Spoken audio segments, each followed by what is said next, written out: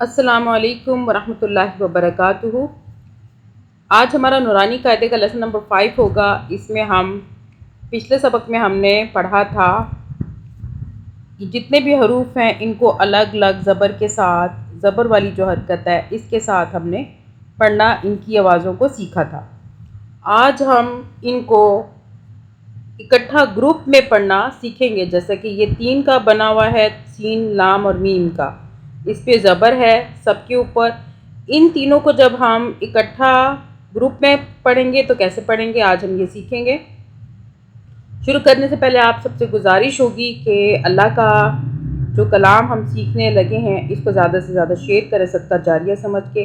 آپ سب کے لیے میری دعا ہے، اللہ تعالیٰ آپ سب کو کی دلی مرادیں خیر و عافیت کے ساتھ پوری فرمائے، آمین۔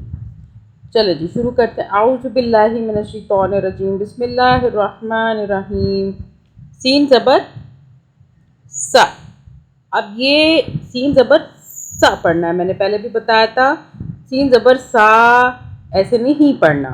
سین زبر سا، لام زبر لا، سالا، میم زبر ما، سلامہ، را زبر را، زا زبر زا، روزہ، قاف زبر قا، اس کو قاف کو موٹا پڑھنا ہے، رزقا، جیم زبر جا، را زبر را، جربا،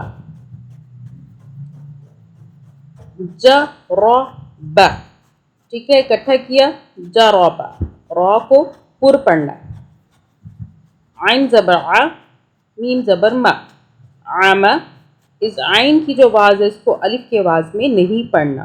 اس کی جس کو نہیں آتا وہ پلیز پریکٹس کر لیں، حلق سے عین کی آواز کو نکالنے کی۔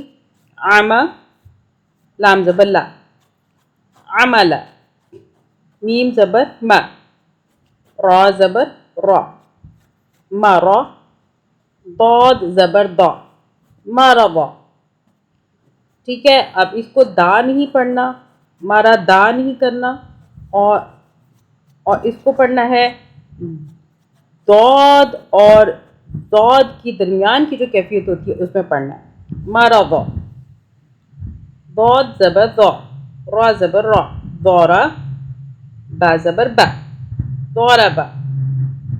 اب یہ زبر کی جو حرکات ہیں ان کو بولے بغیر سمپل پڑھ لیتے ہیں۔ سلامہ، رزق، جرب، عمل، مرض، ضرب۔ چل آج کا سبق ہمارا کمپلیٹ ہو گیا، انشاءاللہ تعالی یہ تسلسل تعلیم کا جاری رہے گا۔ اگلے سبق میں ہم اگلا سبق پڑھیں گے۔ تب تک کے لیے اللہ حافظ، دعا میں یاد رکھیے گا۔